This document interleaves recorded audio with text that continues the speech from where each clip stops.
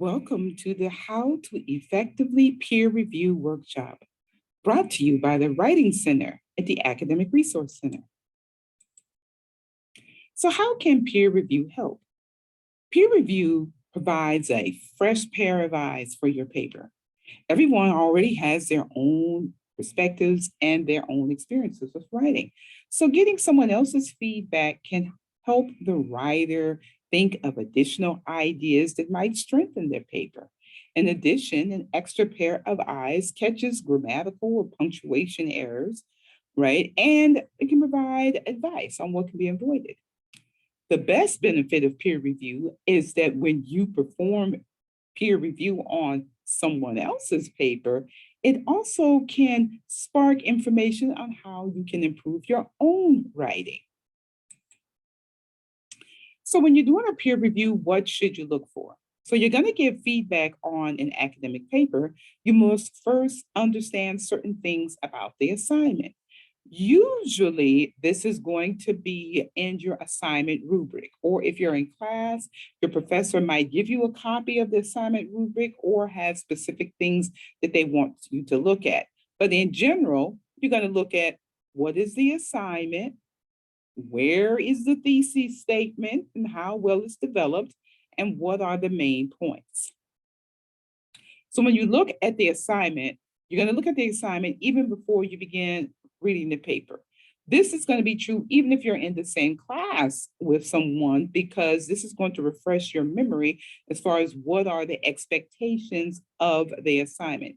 If you're doing peer review for someone else, even as a favor, you want to make sure that you know what the assignment is. Next, you're going to want to look at their thesis statement. So first you have to think about a thesis statement is the driving force of the paper, right? You look at your rubric and your assignment guidelines to you remind yourself what kind of thesis it should be. Note that, when you refer to the rubric, many professors have outlined the components they expect to see in a thesis, right? But in general, your thesis statement is going to hold three components: the purpose or stance, cause or reasons, effects, outcomes, or importance. The conclusion. The conclusion of any essay is the last thought that the reader is going to be left with, and it should readdress their argument, their purpose, or their stance, right? Your conclusion also needs to address the thesis statement, meaning that you're restating the theses using different words.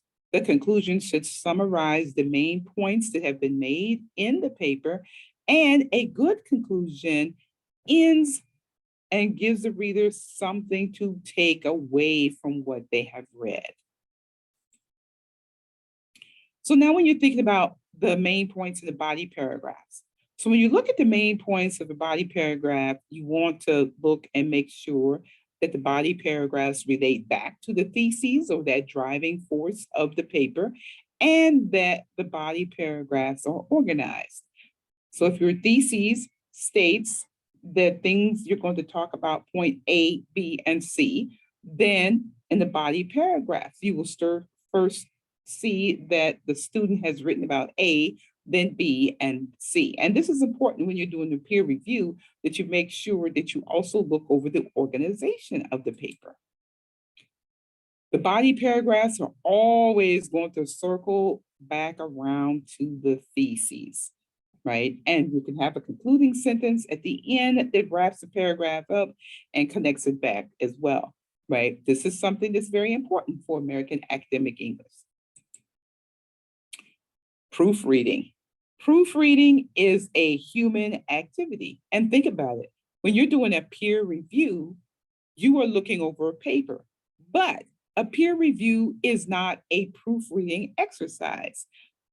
A peer review is very evaluative. If you're proofreading, you might just be looking for typos and spelling and grammar. But when you're peer reviewing, you're looking to make sure that the students follow their assignment guidelines, that they have a coherent theses, that the body paragraphs relate back to the theses and they have sufficient evidence. You're making sure that if there's any in-text citations, that they are correctly noted, right? And that the format of the paper and all of that is a little bit more than a proofing program that's on the computer that underlines, red marks of where you might have something misspelled.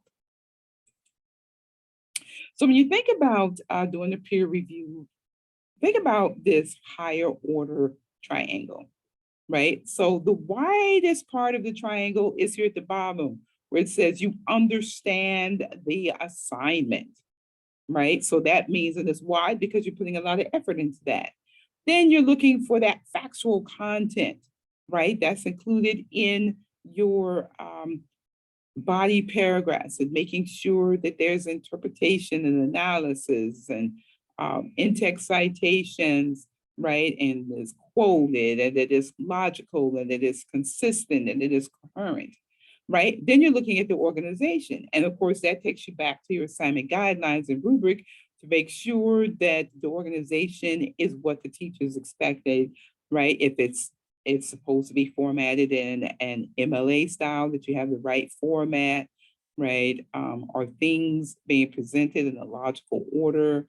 If the thesis is stated and it's A, B, and C, is the organization of the essay therefore address points A, B, and C, right? Then you're looking at flow, right? And flow really relates a lot to transitions, right? Wondering whether or not the introduction prepares the reader for what you're about to read, because your introduction is giving that hook and that background information, and then your theses, right? And does the information flow together, or are you looking up and you're reading and then all of a sudden there's a paragraph that's like, wait, what is this? All right, okay, so you look at flow. Then notice we're getting smaller and you might start to look at style, right? Well, how is the style? Is there a lot of passive words? Are there active verbs? Or what's going on here? Because, everyone has their own style. People have their own style and not realize that they even have a style, but you still have a style. And when you are looking at a student's paper, maybe you might want to say, look, you have a lot, the passive voice is very strong here. However, this is an argumentative paper, and so we might want to have more definitive statements that you're making. Then, notice how we're getting closer to the top? We're looking at grammar, right? The main thing with grammar, right, is to make sure that you have subject-verb agreement, right? That becomes a big thing where students might forget to do that. Look at, commas and punctuations and maybe a few things of word choice. But notice how the amount that we are spending in grammar is so much smaller than the amount that we are as far as understanding the assignment, making sure that it has the factual content or in the organization, right? And then finally, you look for small errors, typos. So that when you're doing a peer review, you don't want to start looking for typos and then come down to the bottom. You want to start understanding the assignment, making sure that the components of the assignment are put there and that it has evidence and analysis and that it is organized and in keeping with the assignment guidelines. And then there's a small effort to make sure everything is spelled right and that there's typos, right?